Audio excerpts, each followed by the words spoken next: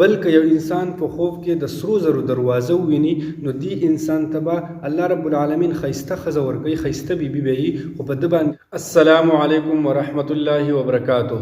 نن د یوې نوې ویډیو سره ستاسو په درانه خدمت کې حاضر یم. نن زموږ ویډیو په دې موضوع باندې ده که یو انسان چېرته په خوب کې سره زر وویني نو دی انسان ته به څه میلاویږي او د دې انسان نه به څه اخیستلی شي.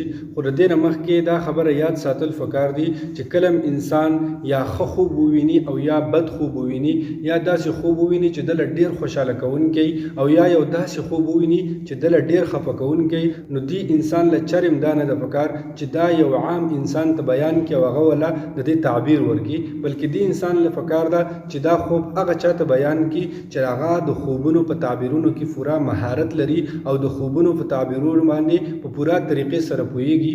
وجه هم دا ده چې کله انسان یو خوب وویني او د هغې څنګه تعبیر ومویستلی شي نو هغه شان کار بیا الله رب العالمین د انسان څخه کوي.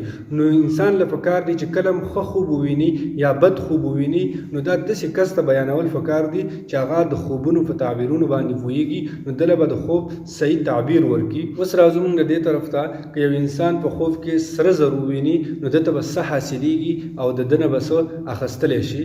اوس د دې مختلف صورتونه دي. سره زر چې انسان په کوم صورت کې وویني نو د هر یو ځان له مختلف تعبیر دی. یو انسان سره زر لیدلی دی په داسې حال کې چې دی خرڅوي، بل انسان لیدلی دی په داسې حال کې چې دی اخلي، نو د دې دواړو ځان له تعبیرونه دي. یو انسان وګوري چې دی په خوب کې سره زر خرڅوي نو دی انسان نه به غم هغه ختم شي او راحتونه او خوشحالیانې به ورته میلاو شي. دی انسان له په دې خوب باندې خوشحاله کېدل پکار دي. دویم نمبر که یو انسان وګوري چې ده ته په خوب کې سره زر میلاویږي نو په دې انسان باندې به تکلیفونه راځي، غمونه به ورته رسیږي او خوشحالیانې به د ده نه ختمیږي. دله پکار ده چې د خپل مال نه صدقه وباسي. بلکې یو انسان په خوب کې د سرو زرو دروازه وویني نو دی انسان ته به الله رب العالمین ښایسته ښځه ورکوي، ښایسته بیبي به وي، خو په ده باندې به وروسته فقر او پاقه او غربت به پرې راځي.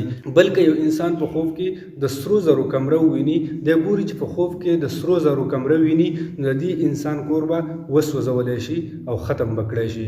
بلکې یو انسان په خوب کې د سرو زرو چابي ویني نو دې انسان ته به خزانه میلاو شي. دل هم په خپل خوب باندې خوشحاله کېدل پکار دي. بلکې یو انسان په خوب کې د سرو زرو بوت ویني نو د دې انجام به ښه نه وي او دی به په مال جمع کولو باندې شروع وکړي. امید لرم چې تاسو به د سرو زرو په خوب کې د لیدلو په تعبیرونو باندې پوهه شوي وئ. نو پکار دی انسان له چې کله یو خوب وویني نو هغه ښه پوهه کس ته بیانول پکار دي چې دله د خوب صحیح تعبیر ورکړي. جزاکم الله خیر، بارک الله فیک.